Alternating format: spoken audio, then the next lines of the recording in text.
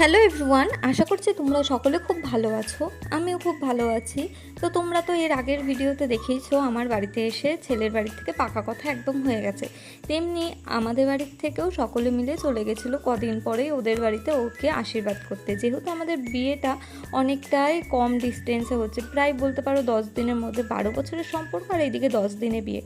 আমাদের ইচ্ছা ছিল, মানে আমরা যবে থেকে এই দুজন দুজনাকে পরিচয় হয়েছে, দুজন দুজনাকে ভালোবেসেছি, কোনো দিন ইচ্ছা ছিল না আমরা যে পালিয়ে বিয়ে করব। আমাদের ইচ্ছা ছিল বড়দের আশীর্বাদ নিয়ে, সকলের আশীর্বাদ নিয়ে তারপরেই আমরা বিয়েতে বসবো। আমাদের লক্ষ্য এক ছিল, চাওয়া এক ছিল। তাই হয়তো ভগবানের আশীর্বাদে সমস্ত পথের কাজটা দূর করে বড়দের আশীর্বাদ সাথে নিয়ে, ভগবানের আশীর্বাদ সাথে নিয়ে আমাদের এই বিয়েটা হয়েছে।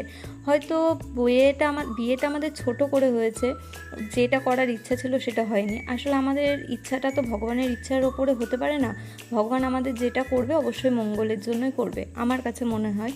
তো এটাও হয়তো তার একটা কোনো চাওয়া পাওয়া বলতে পারো, তার জন্যই সমস্তটা তার কৃপাতেই সম্ভব হয়েছে। যেভাবেই হোক অবশ্যই খুবই সুন্দর হয়েছে।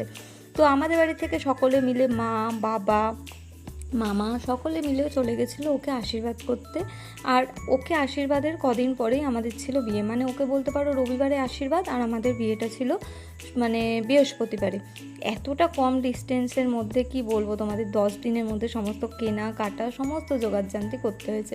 তবুও আমি বলবো যেটুকু যা হয়েছে অনেক সুন্দর হয়েছে, অনেকটা ভালো হয়েছে। হয়তো কিছু ছিল না, আবার তার থেকেও অনেক কিছু ছিল। যা পেয়েছি আমি জীবনে অনেক কিছু পেয়েছি। কিছু সময় কিছু না নিয়েও অনেক কিছু করা যায়।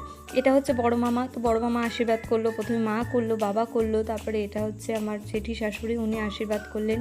তো সকলের আশীর্বাদ নিয়ে আমাদের এই নতুন জীবন শুরু হলো। আর তোমরা যারা ভিডিওটা দেখছো অবশ্যই তোমরা আশীর্বাদ করো, তোমাদের আশীর্বাদে যেন আমাদের সংসারটা সুখের হয়, ভালো হয়, আমরা যাতে সুখে শান্তিতে থাকতে পারি। তো তোমাদের এই আশীর্বাদের ভিডিওগুলো দেখতে কীরকম লাগলো অবশ্যই জানাবে। ভালো লাগলে লাইক, কমেন্ট, শেয়ার করবে। আর এরপর আস্তে আস্তে তোমাদেরকে বিয়ের ভিডিওগুলো শেয়ার করব। আমাদের বিয়েটা তো সেভাবে হয়নি, মন্দিরে গিয়েই ছোটোখাটো করে হয়েছে, তবুও যেইটুকু যা হয়েছে অবশ্যই তোমাদের সাথে শেয়ার করব। তো চলো আজকের মতো টাটা, আবার দেখা হবে তোমাদের সাথে অন্য কোনো ভিডিওতে।